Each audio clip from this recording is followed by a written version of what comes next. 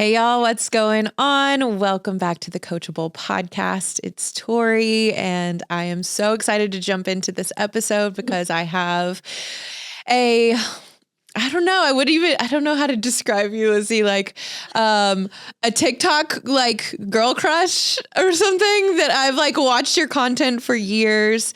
And I'm really excited to have you on the show. For those who don't know, Lizzie Tilia is an incredible content creator. She is a spiritual mentor. She's an Akashic Records reader. She's also a soul reading method practitioner. And she's just got this beautiful, authentic flavor to her content and her approach to spirituality and social media, and it's extremely refreshing. And so I have thoroughly enjoyed being a fly on the wall, watching your content over the years evolve. And I know you've made a transition out of corporate in the last 3 or 4 years ish from, corporate background and at Nordstrom in marketing and communications, and now kind of being full-time on your own as a content creator and as a service provider in the spiritual space. So first of all, just thanks for being a refreshing piece of little magic and medicine whenever I pop on to social media, and for doing the work that you do in the world and bridging the gap between spirituality and social media and kind of being that bridge for people. I'm really excited to have you and just to get to know you more and understand more about your world, your background, and what makes you you. So welcome to the show. Thank you.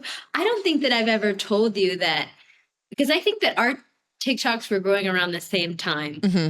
And I remember watching you from a distance being and I think we all did this back in the day. It'd be like, oh, I like this type of account, and this is the type of account that maybe I'm not trying to be like. And then I like this type of account, this is the account that I'm maybe not trying to be like. And your account was always one of the examples of, this is what I want my account to be like. This is what I want my message to be like. This is the energy that I'm looking for. And I don't even think that I was looking to be like you or to cover the same topics, but it was the comfort, and whatever socket that she's plugged into is where I want to be at, And so I really feel like we have been like that. We've been kind of traversing through the internet space kind of at the same time. And we've kind of been plugged into the same socket. And so then, of course, it's inevitable the time where when you feel like that about somebody, you guys just end up connecting, and it's just a matter of time. And so here we are, and I'm excited to be here. So thank you so much. Mm-hmm. Happy to have you. And yeah, I definitely feel that it's that resonant when you're playing a station and then someone else also is on that station. You're like, oh, you listen to the same stuff I listen to. I love it. Yeah. So it's definitely that resonant frequency that I also feel when I listen to you speak and I hear what you talk about and all of the topics. And I guess I want to just first start out with getting to know you a little bit personally, your background, who is Lizzie? What is important for us to know about you and who you are? What's important for us to know about your history and your background for us to understand who you are as a woman today? Yeah. Well, I mean, I have a tremendous amount of earth placements on my chart, which as a kid translated to me having really crippling OCD. Mm. And I also had a lot of experience with death when I was really young. Huh. And so those two things together were the perfect recipe for control and expectations, but out of an absolute necessity for survival, because I knew what the end game looked like. Death was in front of me all the time when I was a kid. Mm-hmm. And so I went through that for so long. Mm. And then I had at 27, I had gained everything. I was in a custom home. I was driving an Alfa Romeo with red leather seats. Wow. I was designing my pool myself, hand sketching, picking these specialty tiles. I had the designer dogs. I had the engineer husband. It was everything was perfect. And I had a complete crisis in my life where I think I don't exactly remember how people say it, but they say, bless the people that hit their peak, because hitting your peak is actually kind of traumatic, because the first peak you hit, you realize that that's kind of not what you wanted at all. You kind of like built your whole life for your younger self. Yep. And it was, you know, this big crisis point. So I totally started my life over from that point forward. And and it really was like, okay, I know I'm not going to live in California. I know I'm not going to be working for somebody else. I don't know who I am. I don't know what I like. And I feel like nobody around me knows who I am. And I don't know what to do about it, but I think I need a divorce. I had just been married like 8 months, bitch. Just like, what do you mean? And like Yeah. my ex-husband was an incredible guy. And so I left, and my life started, I started laying down prayers. I was like, I want to walk a path of understanding my, like, the Mexican side of my lineage without the Catholic influence. Mm-hmm. I want to have people that see me, and I want to somehow learn how to see myself. And I also feel this big call for service, but I don't know what that looks like. And I mean, it just happened slowly over time, but now I feel like surrender, and just even timing, waiting on things, even like with men. I'll have a guy like in the field, and I'm like, okay, whatever. I don't fucking care. Whatever happens, happens. Mm-hmm. You know, you're either going to show up with main character behavior, or I'm going to keep treating you like a seat filler, you know? Yeah. And so it's just like, that has just been my life. But it literally felt like going from controlling and avoiding fear that was so crippling when I was younger to where I am now, where I just feel so like it's just so easy to be myself, and I'm successful in my business, and I you know, have a life that I am able to like sustain on my own very, very easily and comfortably. It felt like a series of breaking every single one of my bones and having them reset in a totally different way. That's such a good way to put it.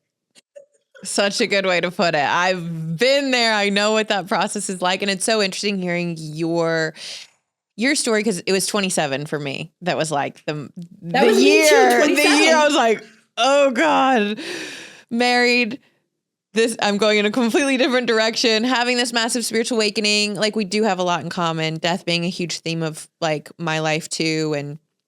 And then being like, who am I? And we get to go on this whole journey of rediscovery and starting over, like literally from the beginning. It's like, I'm going to sold my house, start a Yeah. business, you know, just like jump out of the plane, build the parachute on the way down, essentially. I'm curious for you, like, what was the moment where you're like, that made you wake up to the life that you had not being it for you? Because a lot of what I talk about on the show, and a big theme, which is why you're so perfect for kind of being here and having, you know, you're sharing your story, is this is about building a life that feels as good as it looks. Because I was the girl similar to you that like had the life that looked really good, but I was miserable, and Yeah. I had achieved all the things. And I was like, wait, was I sold a crock of bullshit? Like, I thought this was going to make me happy. I thought I'd checked all the boxes. What was the moment for you? Was there like a moment, or what was the thing that made you look around your life and be like, this doesn't feel like me? Yeah. Well, at some point had quit a corporate job where I was working an insane amount of hours. And well, actually, no, I didn't quit. They eliminated my position. I forgot that. And, you know, I gave my entire life to this company, and then you're going to eliminate my position. And I just realized how disposable I was. Mm, And, you know, you can have all the control in the world and have such a stable job that, by the way, was flying me around the world. Like, it was such a cool job. mm-hmm. And And then I entered into another role in tech.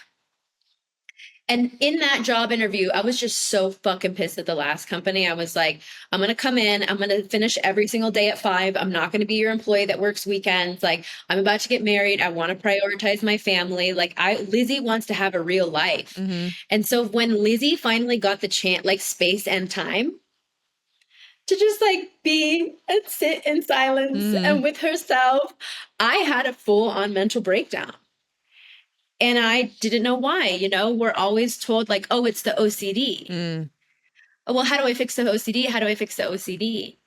And this was after I left. This was after I had gotten a divorce, but I remember my very first ayahuasca ceremony. I told the medicine that I wanted to go see my parents' wounds.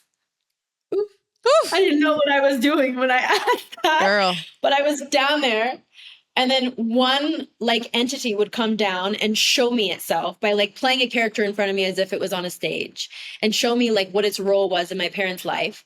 And then the shaman taught us how to like basically do energy work on ourselves and like suction it up, and then you move on with your journey, Amazing. So like, oh, I know what to do. And I suction it up, and then it's gone.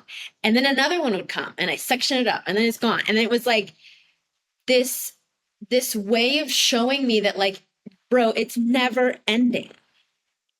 That, however, it might have been 15 minutes, but it literally felt like 36 hours of hell. Yeah. And I remember this shaman in particular she's a psychologist, triple Capricorn psychologist. Amazing. Hardcore woman, hardcore. And so I ran up to her because I was scared, and I hugged her like a child. Like, and you're not supposed to do that in the ceremony. I didn't know. It was my first ceremony.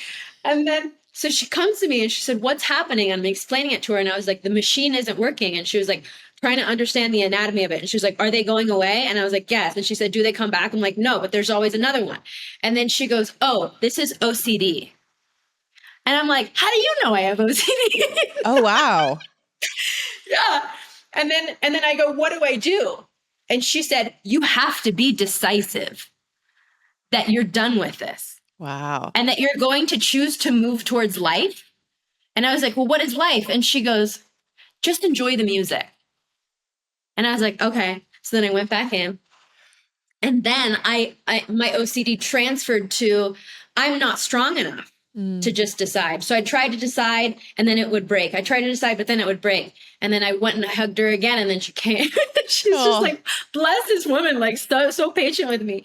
And she said, this is OCD too. And I said, well, what do I do here? She said, you must decide that you're strong enough.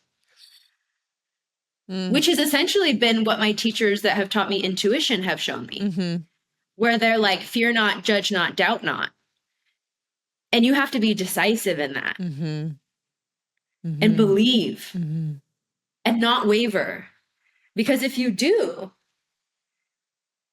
you're vulnerable. Yep. And I'm like, fuck.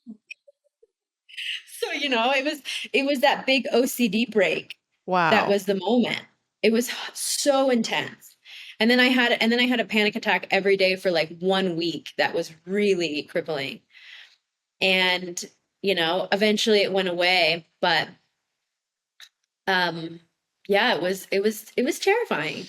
That OCD story is powerful for so many reasons, but it's just like how addicted we are to our own limitations and how like almost comfortable and familiar they feel. You know what I mean? Like, this feels normal versus like actually trusting or making a decision feels so scary, or like, can I actually trust myself to do that? Can I be strong enough? And I know with myself at times, and I see this so much with my clients, and is like that being on the fence energy of like split of like, I want to be over here. And then there's part of me that's holding on to the familiar pattern or way of being or way of seeing the world.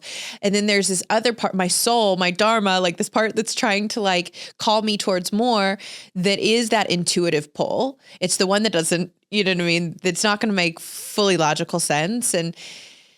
And they feel split in two. And to then get off the fence and make a decision and to cut off from the past way of being is unknown territory. Well, and that's exactly what it looks like in the spirit realm for me. Because when I'm traveling to the Akashic Records, like I go there with my mind's eye, I go to a place. And when I'm traveling there, however easy or hard it is for me to get there, tells me a lot about that person. And so these last several weeks, I've been having this experience where I'm traveling there, but I'm very aware of self. And I'm like watching myself travel to the Akashic Records like peripherally. And so I asked the guides, like, why is this happening? And they were like, they're afraid of ego dissolution. They're holding on. They want to hold on to their little comfortable little seat where they're at in their life that they're like wanting to move away from, because that's why they're sitting in front of you for a path and purpose reading. But at the same time, they're only willing to gain and they're not willing to lose. So they're going to keep their awareness at their seat, at their life where they are at now, you know? And I think it comes from just like crippling fear. Like I would have been so scared. Yeah. Yeah. Or not, I would have been. I was so scared. I know what an ayahuasca journey is like, where I had the moment where it just was like repeating over and over again. And I literally thought to myself, it was like this, what is it? The snake eating its tail? I can't remember. A Borealis or something. I can't remember the name of it, but the snake that just, it's like keeps circling itself, and it's just the cycle, infinite loop essentially of like keep coming back to the same thing. And I remember thinking to myself, I wonder how long this is going to last. and then the message came through. It will last as long as it takes for you to get the message. And so I was like, okay, I got it. And, yeah, but it will take you to those, like, straight to your fears and say, look at this and deal with this. I'm curious for you, like, when it comes to reading the Akashic Records, for those who don't know, can you explain what that is? Give people Akashic Records 101, and then explain what you do as someone who journeys, travels to go to them. What does someone experience when they have a reading with you? The best imagery that is usually really helpful for people to understand when it comes to the Akashic Records is that it's a library. It just has a lot of data. And the data comes from the past, present, and future. All infinite potentiality that has ever existed, will exist, and has existed. And so a lot of people will like travel there. They'll see a building, they'll knock, a librarian will open, they'll see books, they'll be like, I want that one. And then they'll open the pages and they'll read the page. I never could connect to that. It just felt too like, there was like this part of my Virgo that just wanted to be free in that because it felt too structured. And so what I do is I travel there, and then it's like I show up to this blank bubble and whatever, and then I ask to come in and I see kind of like a veil. But again, like the way that I travel to the Akashic Records tells me a lot about the person. Sometimes I'll start receiving things as I'm going there. I'll hear voices, like I'll have an alternate experience than I normally do. Then when I enter in there, I mean, anything can happen. Sometimes I'm met with a guide. Sometimes I'm met with a plant spirit or an animal spirit, or a past life.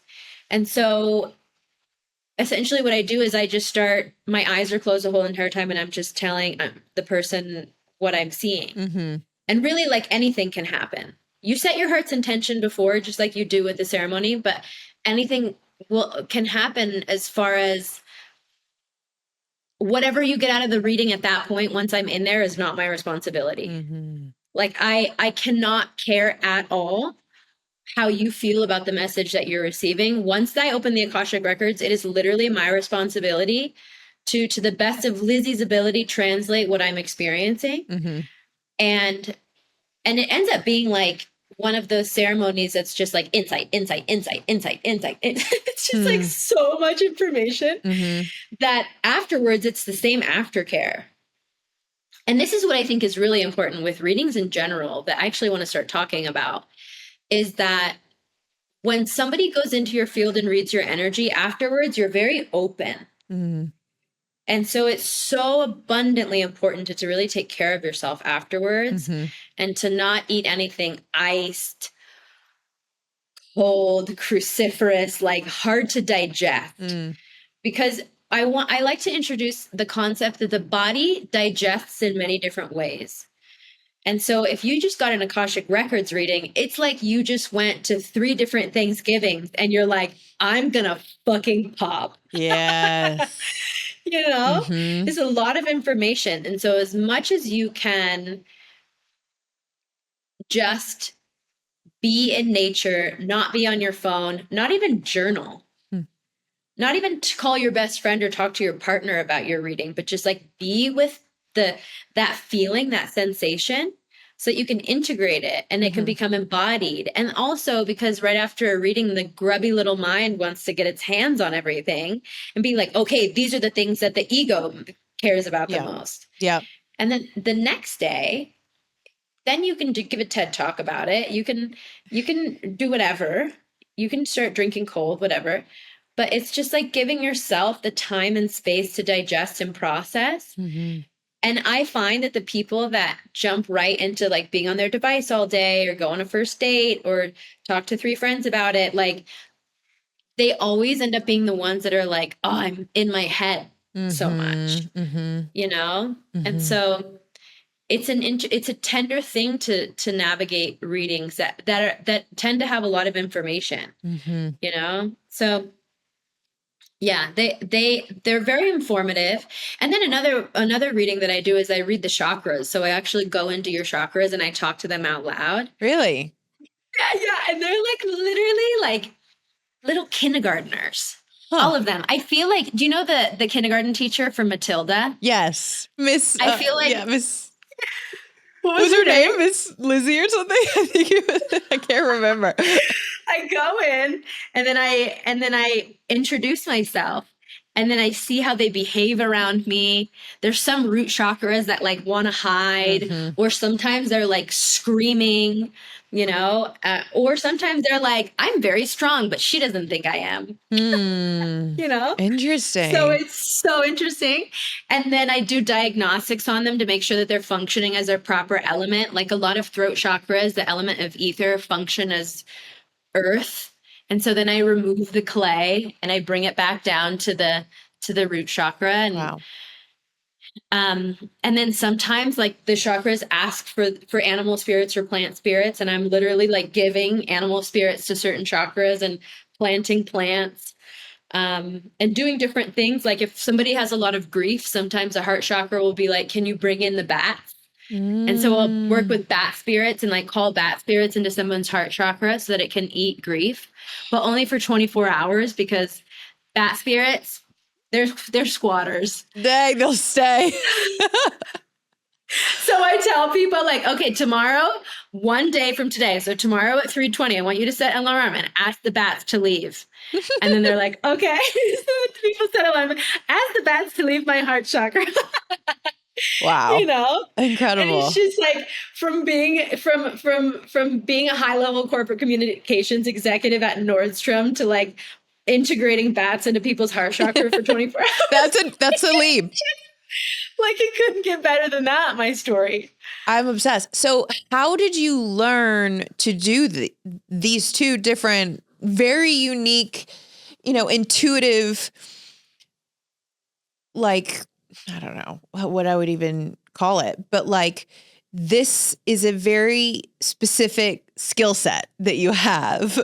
You're very niche. So how did you learn that you had this ability? Okay, so this is actually fucking crazy because to tie it to what I said in the very beginning, where I said I was OCD, but also had an intimate relationship with death. I was basically obsessively checking my extrasensory outlets like every 5 seconds to make sure I wasn't becoming possessed. I wasn't going to die. I wasn't going to get sick. I wasn't hearing things. I wasn't smelling things that weren't there. Like I was, as a child with my OCD, like training every single psychic sense. And then over time, I would just like, I would shut it down. And then it kind of became this like overactive part of me that never got worked. And that's when some of the neurosis in me would come up. Some of my anxiety or some of my overwhelm or my burnout would happen really quickly. And then I found out that there was this program called the Soul Reading Method by Nikki Novo. I don't know if you've ever heard about her. She's amazing. And so I did the Soul Reading Method, and she basically teaches that. She teaches you how to go to the Akashic Records, and she teaches you how to read energies and chakras. And it's so powerful. And the most powerful thing about it is the practice session. And so she has it's like 6 hours of practice sessions a week that you can pop into because everyone has different schedules. So it was intended that she was like, go to one if you can, but like 2 would be really great. And I went to all of them, and I was showing up to every single one of them, just like obsessed. Yeah. And I was getting so strong in every single way in my life because I was finally exercising a part of myself consciously, that there was some kind of power that turned on in me. But then when it finished, I felt like I needed guidance. I wanted a feedback loop. So I laid down a prayer for a teacher, and I found this teacher in Santa Monica, actually, when I was in California. She's an acupuncturist. And she was, before she started placing needles, she was like, I'm just going to do a quick diagnostic. And then she turned the lights off, and she turned this really loud binaural beats on. And then she just started speaking to my chakras. And I was just like, oh my God. And she was like doing exorcisms and I mean, it was insane. Yeah. For an acupuncture appointment. And I told her, I need to see you on a monthly basis. Do you do virtual? Because I live in Mexico. And she said, yes. And I've been working with her ever since. Wow. And she doesn't teach that, but it just happened to be my path with her.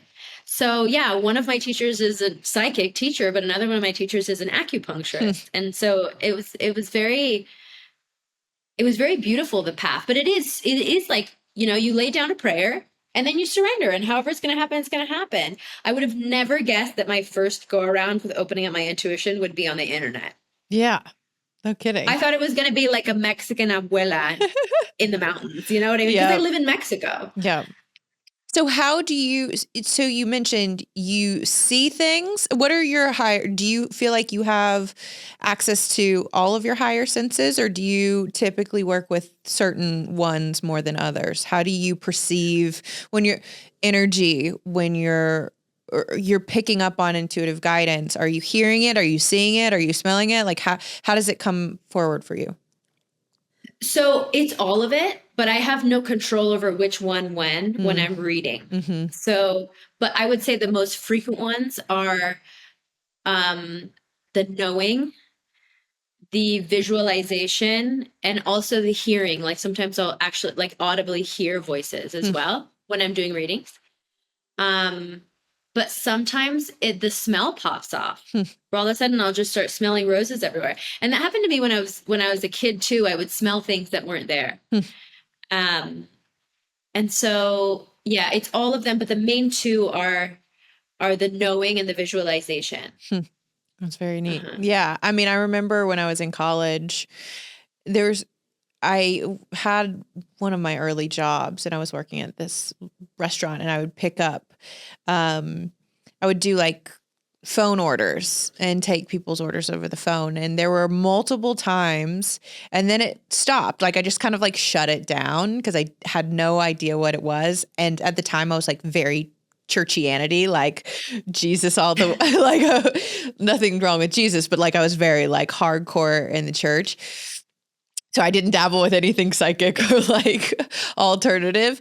But I would pick up the phone, and I would know the name of the person I was speaking to and what they were going to order. I would know everything they were about to tell me before they would tell me. And it happened a couple times, and I was like, okay, just gonna pretend that didn't happen. And then now doing the work that I do, and I do energy work as well in a very different way than you do, but turning that back on, and that higher perception and those higher senses was just something that no one taught me how to do. It just happened. And I was, speaking in other languages and stuff when I was young, and I didn't know what I was doing, and I didn't tell anybody about it. And now as, you know, I continue to go deeper in my journey, I'm like, oh, all of this is something, but I didn't have a guide. I didn't have a teacher. I didn't have anyone to kind of educate me or assist in that like development. So I'm curious, like, what do you say for those at home who are listening, who are either, you know, they want to develop their intuitive gifts. They want to trust their intuition more. Maybe they see you, you know, and they're like, okay, she's made this massive life pivot. You're extremely successful in your business. You've got this amazing personal brand. Like, it's easy to look from the outside and be like, you have it all figured out, which we all know is a bunch of crap. But I do know, because I'm one of them that hears your story and it's like, okay, I want to know more. How do I have that ability? How can I start to develop my own gifts or intuition? And how can I decipher my intuition from my logical mind? Do you have tips for people at home who are curious about that? Yeah. So a few things. A lot of people get stuck wanting to know a guide, but actually most people work with a collective. Okay.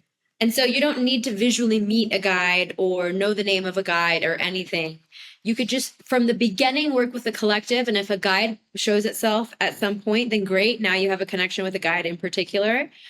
But that's like people's biggest block, that they're like, is there a guide that I can connect to? And I'm like, I'm talking to more of a collective, you know, and people tend to want to get really anchored with like, okay, well, what do they call themselves? And so it's really just like feeling the presence of many. And so usually it's like, it's really helpful if you can visualize yourself going somewhere. Okay. So I like to call it like a mental kingdom. So you visualize yourself going somewhere, and then you can call on your guardians of the light and bring them in. And then you call in your higher self and you bring your higher self in. And basically, I would say call in your higher self and call in your guardians first, and then travel to your place. And then once you're at your place, I would say bring in some element that you feel really connected to, like fire, water, air, or connect into the earth itself. To like hold the space, and you can just ask a question. And it's helpful with binaural beats to just have an experience, just free flow. One of the hardest parts about these types of visualizations or meditations, transmissions, channelings, like whatever they are, is that people lack focus when they go in. And so you practice 2 minutes, and then you practice 10 minutes, and then you practice 15 minutes. Like when I did my course with Nikki Novo, she told us that she was like, a lot of this is just practicing how to stay in a meditative state. And so now, like I did a reading for Halloween yesterday with a client. I think our reading was like 2.5 hours long. Wow. They're not that long anymore. They used to be that long, but this client particularly is working with a terminal illness, and her guides had a lot to say. And so I just gave her all my time because I didn't have any other things set up, but I can sit there for 2.5 hours and receive. Wow. You know, but in the beginning, it's a little harder to do that. But you can ask your guides, you can ask them like, hey, I really want the information to come through clearly and directly. And don't make it too hard for me to interpret.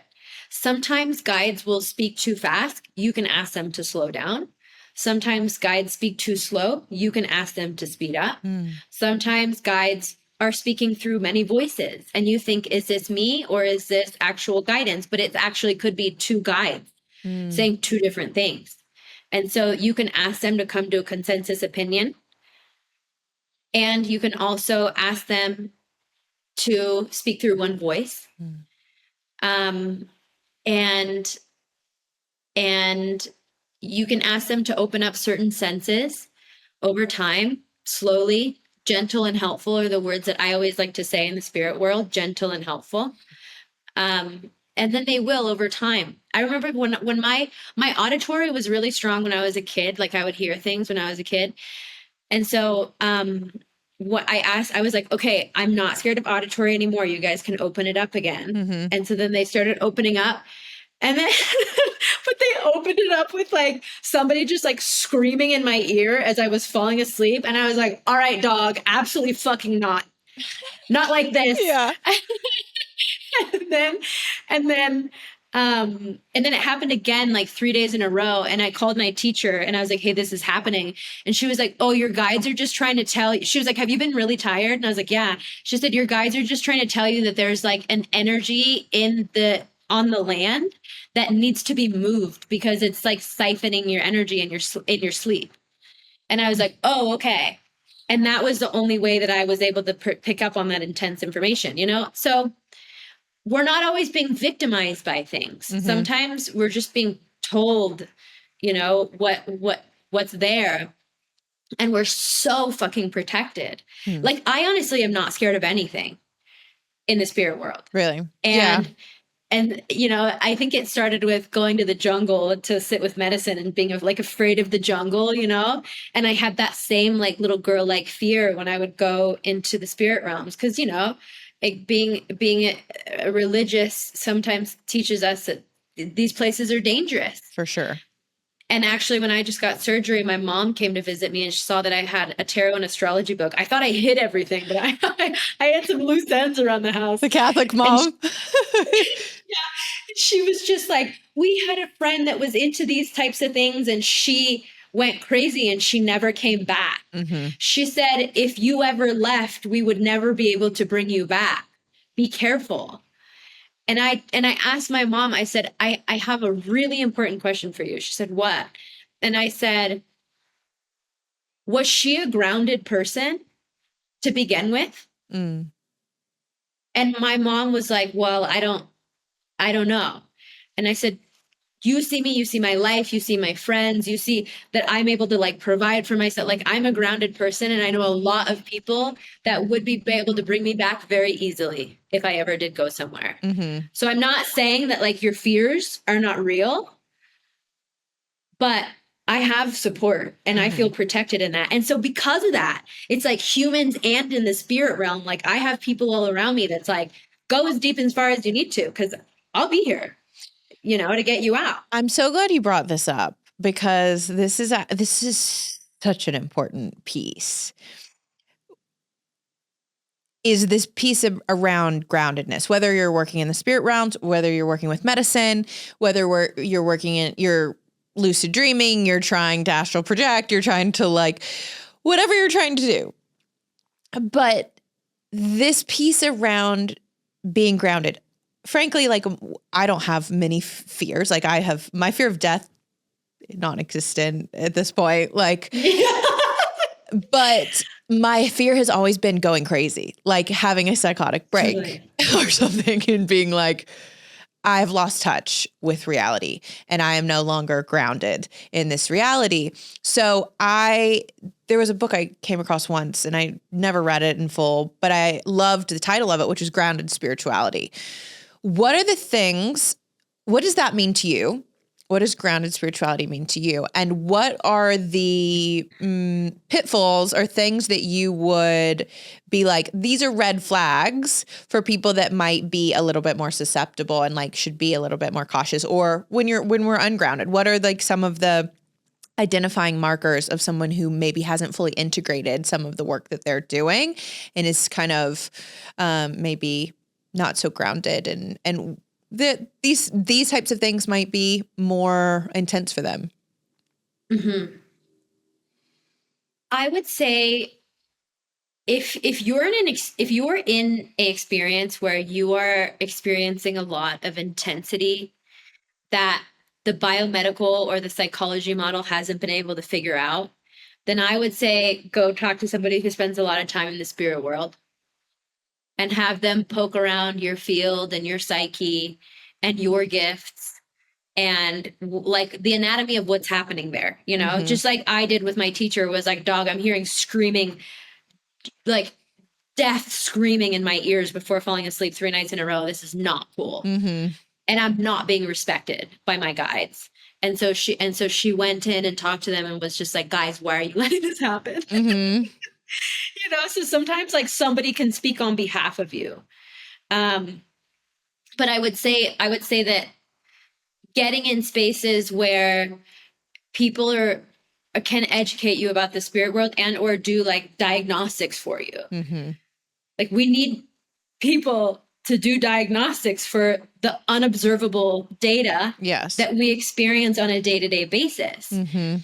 So that's one that's like the real shit, okay? The other real shit that people let their ego run with are things that perpetuate like codependency and maladaptive patterns of relating. This person's my soulmate, da, da, da, da, but they're treating you horribly. Mm-hmm. Find another soulmate. Yeah. You know? Yeah. It's like scarcity, codependence, and attachment popping up, but we're veiling it in spirituality. Yes. Yeah. You know, do you need to pull tarot cards about this person, or do you actually just need to lay down and diaphragmatically breathe? Mm-hmm. And work with your vagus nerve Mm-hmm. and learn how to co-regulate or learn how to be with that emotion. Mm-hmm. You know, because I'm not saying that that person's not your soulmate, but what I am saying, and this is so like all of my Virgo is in the Pisces house. So like, this is like, so that I'm not saying the Pisces is like, I'm not saying that that person's not your soulmate, but the Virgo is saying, but you're not okay. And you haven't been for 6 months. Right. Yes. Right. So it's like really the blend between those two. Mm-hmm. So I think that it's also important there to work with therapists that understand the spirit world to some capacity, which there's a lot that do now and that are doing it very openly, to where you can start to talk about some of these things. And I also think that it's important that we educate therapists, which actually, as I'm saying this now, I think that it's really important for me to have workshops for therapists to be like, this is the anatomy of what a soulmate is. So like you can validate your clients in that, but also get them out of the scarcity to understand that there's many different people out there for them. Mm-hmm. Yeah. I mean, it's so true. I mean, how often that sometimes we'll use spirituality as a cloak to mask unhealthy dynamic or be like, I just need guidance, or like, oh, well, you know, this isn't that toxic. It's really this, you know what I mean? I'm learning this lesson or this, that, and other. And there might be some truth to that. But at the same time, yeah, the ability to be grounded in and integrated in whatever, like whether you're going to get a reading, whether you're working with medicine, whatever it is, that actually that you come back to your regular life and implement what you're learning and like actually apply what you know versus just taking and like sourcing more I think a lot of people just want more information. I want to know my guides. I want to know this. I want to know what's going to happen here. I want to this. And we just want more information. And then we just like, don't do anything with it. Right. Totally. And it's so important to slow down. Mm-hmm. When When you start working with the spirit world, you can get overwhelmed so easily and it's a form of staying in the same exact place where you are. You're just going to pick up another tool and use it as a pendulum for staying in the same exact place where you are. And so it's tricky. You have to slow down. How would someone decipher? What was that? How would someone decipher? Am I just utilizing this thing as a way to justify not changing or just like staying where I am?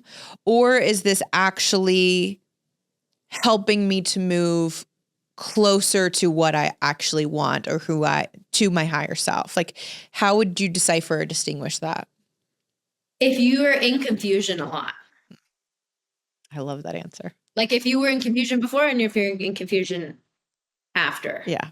Opening up your gifts. Yeah. I call it getting chummy with confusion. Stop your friendship with confusion. It's not your friend. It's a mechanism that's a part of all of us that we need to bring an awareness practice to, of like, oh, I'm stuck in that snake eating its own tail cycle that we are in ayahuasca or any medicine that brings you into these types of realms over and over and over again where you get stuck. It's the living form of that. So slowing down is really important because getting yourself out of the place where you're at right now, you're going to have to do that in a different speed than the one that got you there. Yeah. Mm-hmm. So you got there at 65 miles an hour because you felt like out of college, you were already running out of time and you still haven't slowed down and you're 30 years old. Mm-hmm. Well, to get yourself out of that, you're going to have to slow down to 15 miles an hour, especially if you're going to be opening up the spirit world. Yeah. Yeah. It's a lot of data. It's a lot more to digest. Like yeah, exactly. It's a lot. And if we don't have like tools for energetic digestion, then we're just constipated and overwhelmed and overdone. And it's like, we're sick in a different way. You know, it's just like, that I love what you said about confusion though. And that these practices ultimately should bring us more clarity. Is that the opposite? I'm assuming, is that more of on the other side of this, that like this brings me more awareness and I feel like shines a light on what my situation is or why I'm in this position or what I need to do to get out of it versus just continue to repeat the cycle and the pattern. Yeah. I would say that the spirit realms shouldn't really be used as an oracle where it's like you're going and you're like, I mean, in the day-to-day, obviously like going to a reader, whatever, it's fine. But like in the day-to-day to do an exercise where you're asking, okay, what about this? And what about this? And what about this? Like your spirit guides need to rest and have other work to do as well. Mm-hmm.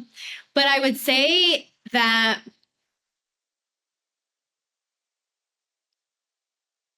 trying to integrate the intuition in like the day-to-day moments. But when you go into the space, like you travel to your inner temple where you talk to your guides and this is a place where you also lay down prayers. Mm-hmm. Like that's your sacred council where you get in there and you're like, okay, I understand that the way that I have been manifesting in the past is I write all the things down that I want on my little scroll and I roll it up and I hand it up to you and I say, can you take this please? But I'm taking accountability for the fact that I never let go of the other side of that scroll. Right? And so now I'm giving you the scroll. I'm giving you the timeline. I'm giving you even some of the main themes that maybe I don't see. I'm handing you the scroll and then you can laugh at whatever parts of it are cosmically funny to you and give me what's in my highest best or my highest good. Yeah. Yeah. And honestly, that's where the magic really comes in your life because what it looks like for me in the spirit realm when people hand up scrolls and they don't let go of the other half is it looks like in their central channel, they have like plexiglass, like a plexiglass lid over the top that has like the tiniest little holes that like even peppercorns wouldn't be able to drop through.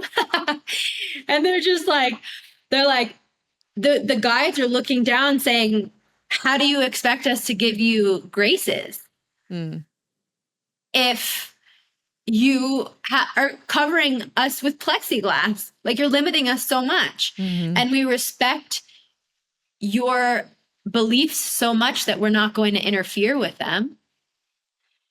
And then the last thing that they say is they say that if you're holding on to the other end of that scroll, you're only going to be looking for this. My dog just bit me. Oh no. He's never bit me before. It's like literally it is that. It is like if you're gonna hold on to the other side of that scroll, they're like, ah. Yeah. they're like, stop, let go of it. And trust that whatever's around you is going to pop up. But if you're only looking for the data to validate the scroll that you gave us, then you're not going to be the student of the vast mystery of life and be like, ooh, I see what's happening in that corner. Unexpected, but I like it. Let me move towards that. But if you're so stuck and then like, no, I only want these things, then you're only looking for that. Yeah. Yeah. Does that make sense? Yeah, it does. That like glass ceiling that has, these little holes like that. It's see-through. It's there. It seems like there's a connection, but the ability to actually receive the downloads and the information and the experience is like limited to the degree that we're still trying to control outcomes and haven't surrendered, to giving up our attachment to a result of some kind. I'm curious, like, what are some of the takeaways, or how has this like changed this work and working in the spirit realm, whether it's for you or your clients? Like, what are the biggest transformations you've seen personally or for people that you've worked with? Like the things that, how has your life or their lives changed as a result of, going to the Akashic Records or doing these, talking to your chakras? What are some of the applicable like transformations that you've seen? Mm-hmm. I would say that the main thing that my guides in particular talk to me about when I go into the fields of people is like the remaining connections that they still have of their upbringing that are holding them back. So they come to me with path and purpose. Like, I want to understand what my path and purpose is. And the guides say like, okay, here's sparkles of that, but let's go down into mom and dad, which is for me really important. Why I need to speak to the root chakra and the sacral chakra, because the mom and dad are developed from 0 to 3 years old, like in those spaces. So to understand like the patterns that still exist and like to give light to that is the little jokes that we say to our friends of like, oh, I don't date those types of guys because my dad was blah, blah, blah. Or, oh, no, I don't did it because my mom was so, or because my mom did this to me or didn't do this for me, or that she didn't show up in this way when I needed her. And like all these ways that we still are holding on to us as a kid. Mm-hmm. And we still are a child of like my mom's name's Rosa, for example. Like if I was still functioning as a child of Rosa, I wouldn't be where I am today. Mm-hmm. I had to set all of those stories down and start looking at my mom as Rosa, the adult, that is going through her own maturation process. And then I had to get curious around my life and disconnect myself energetically, but also cognitively from these ways that we just like stay stuck, And so, and we think they are us. And yeah, exactly. And so there's a part of their spirit, their higher self, that wants to see us individuate and do the things that they weren't ever allowed to do, which is a beautiful thing. And so the guides call that emancipation. Like you must emancipate yourself from your mom and dad as your parents. Wow.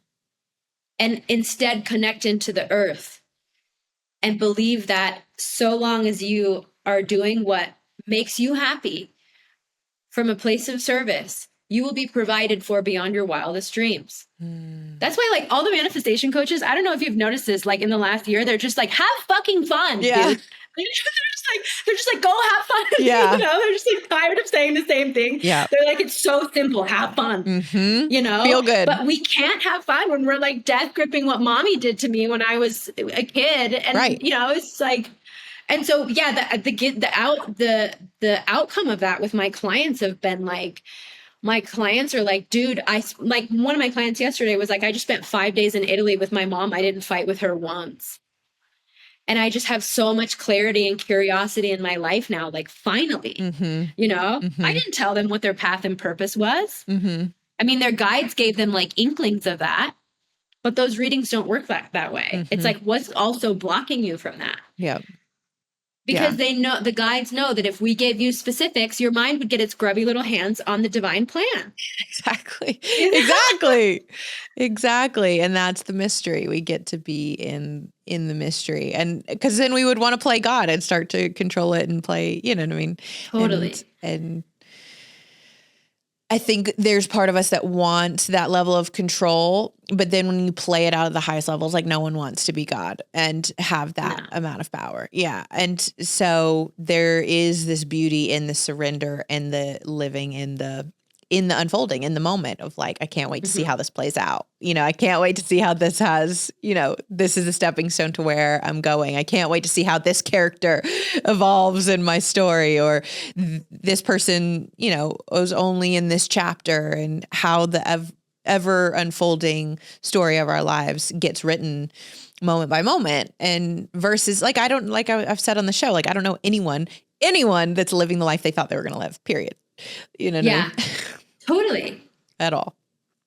Yeah. I mean, if you could have seen yourself 5 years ago doing what you're doing, helping people in the way that you are, serving in the way that you are, and sharing your work. I mean, I don't know. What would that girl think of you now?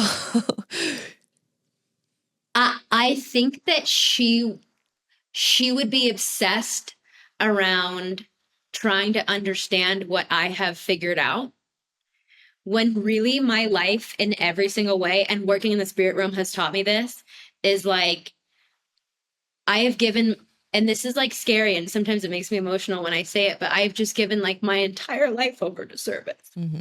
Like everything, every single thing in my life is service. And caring about something other than my own problems.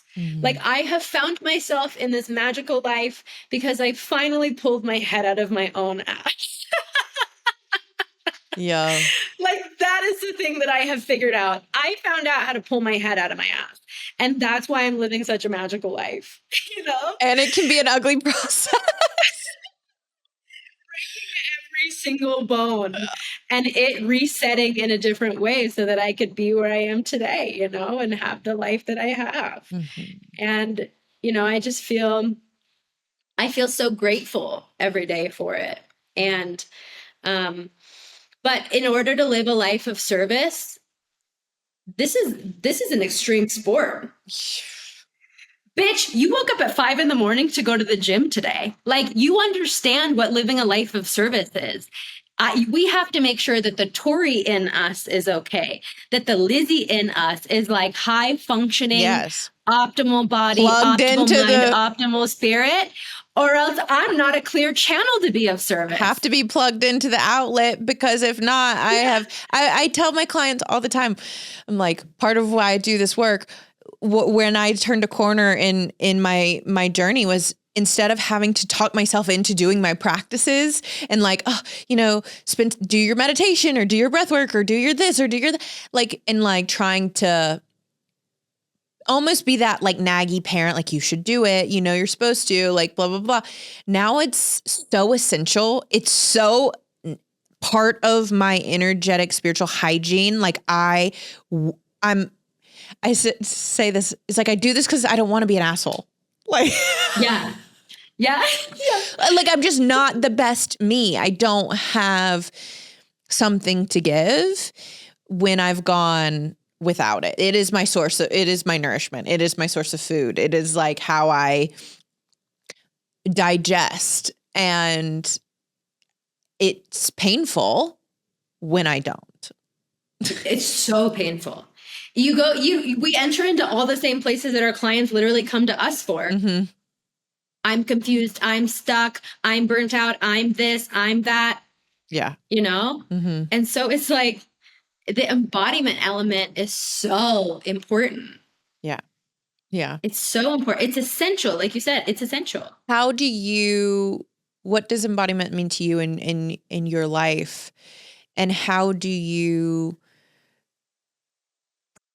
have to protect, like, I know you said there's not much that you're afraid of in the spirit world, but like when you're not when you're not doing these sessions for people, when you're not working with a client and you go out into the world, do you have to protect your energy? Like, are you very sensitive and outside of, you know what I mean, as just a walking around normal human being? And what does the embodiment piece look like for you as we kind of wrap this full circle? Yeah.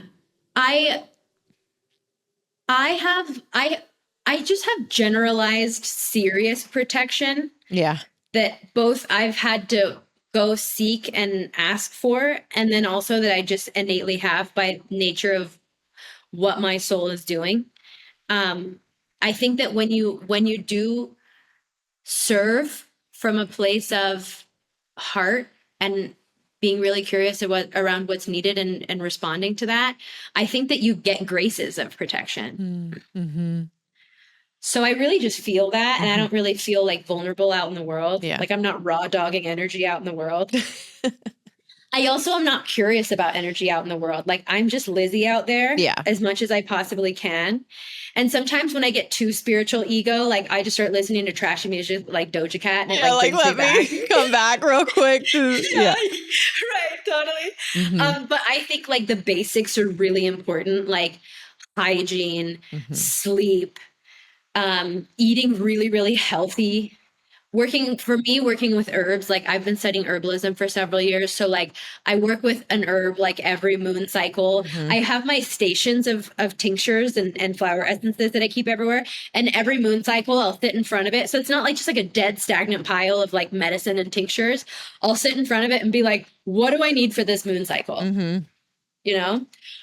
But I also say I also meditate. I also chant and sing like for prayer. Mm-hmm. I do that pretty frequently. Um, and what else? I would say spending a lot of time with people that like really deeply see Lizzie. Mm-hmm. That's why I don't really have a lot of range for new friends. I know. I love Because that you always like say that. You're like Lizzie needs unavailable. to be- yeah, Lizzie needs to be like hardcore tapped into people that really know me and like check my ass and keep me humble, but also keep me grounded Mm-hmm. and that see the magic in me, which is now like what I really understand with when I find a partner, because you spend so much time with your partner. It's so important for somebody in my position to be with somebody that walks tenderly in my life and sees what I'm doing and walks lightly in relationship with me and doesn't like want to dysregulate me or anything. They're like adding to Mm-hmm. and they're supporting and nourishing, and then I'm adding to them and supporting and nourishing, you know? Mm-hmm. So I'd say that like I could say meditation and chanting and leave it at that, but like as a Virgo, it's so much more practical than Yeah. that. It's the basic principles. It's getting enough sunlight, spending time in nature, you know? Mm-hmm. 100%. So Yeah. And as you that's continue it. to go down this path, I've found you just have less tolerance for things that don't make you feel good. Yeah. I mean, for me, sure. it's like, yeah, the foods that I eat, like my body craves different things. Once you start to provide it with these essential nutrients and nourishment, it's like your spirit wants it. And it's like, especially as you're clearing your channel, for me, it's like out with the gunk in every area, whether it's social, what I'm listening to, what I'm scrolling, what I'm eating, what I'm drinking, all of it. It's just like it's a purification process of like just more clean it out. And especially when it comes to relationships and relational dynamics too, there's like a huge piece of that that's like, Yeah. does this nourish me? Does this fuel me? And does this feel like I leave with more of myself, or do I feel less of me when I leave this situation? So any final thoughts, anything you're working on right now that you're excited about, or just any final thoughts on, navigating the spiritual journey and the awakening process and just trying to being of service for those who are committed to a life of service out there? Yeah. Well, I'm starting a school. It's called the Earth Mystery School. Ooh, that's so Where exciting. we're just gonna like these types of conversations are just gonna be common ground, you know, where we have group combos and people are like, this is what I'm experiencing, and then I can go in and check. And then whatever tool or resource that comes out of that is like for anybody to use in there. So I'm going to start that school, which is essentially it's like a membership. And then so that's coming up. It's called Earth Mystery School. If they want to follow it on Instagram, it's literally at Earth Mystery School. My guides gave me the name. This was a year or maybe a year and a half ago. They gave me the name. I was like, no way that's available.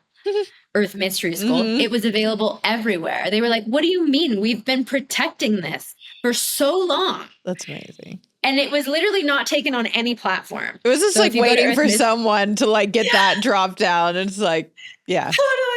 Totally. So Earth Mystery School, but then also I also teach intuition courses. I'm going to be teaching an intuition course soon about how to be in connection with your spirit when you go out into the spirit realm. Like, how do I actually understand like where I start and stop and the spirit realm starts and stops? Because that's one of the questions that people get confused about the most is like, is this me?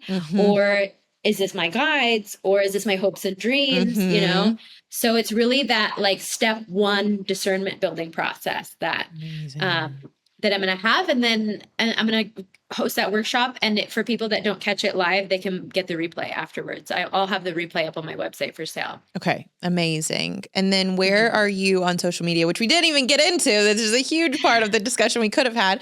We'll have to have you back for a second round 2. And maybe I'll even do like a session with you or something and we can like. Oh my God. Yes. We should do that. We could trade. Yes. Okay. We'll do it. And then, we'll have you back and we'll do a recap.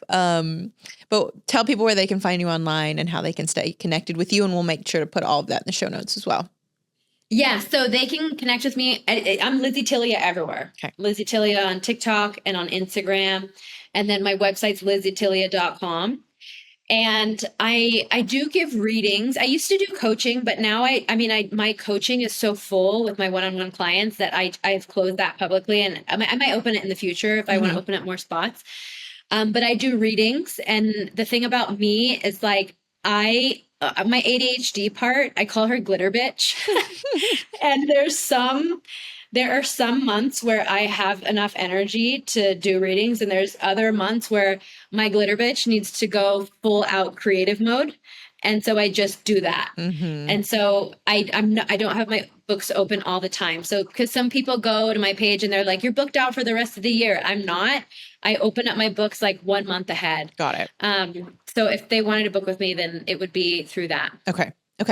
Well, we will put all of that in the show notes so that you guys can go follow Lizzie, follow her journey, find her online, and check out her website so that if you are looking to get a spot with her, you can be one of the few people that have the unique privilege of working with you. I know everyone who does receive something beautiful. And I hope and trust that everybody who listened to this is inspired to continue to step further into their own, their path of service and of finding what spirit means to them and how they can utilize the power of their own intuition for higher guidance and understanding of why we're all here, which we're all asking, Yeah, right. Especially now. Yeah, exactly. What is going on? And as we kind of navigate the world right now and live in the mystery together, I know and trust that Lizzie will be a guide to many of you.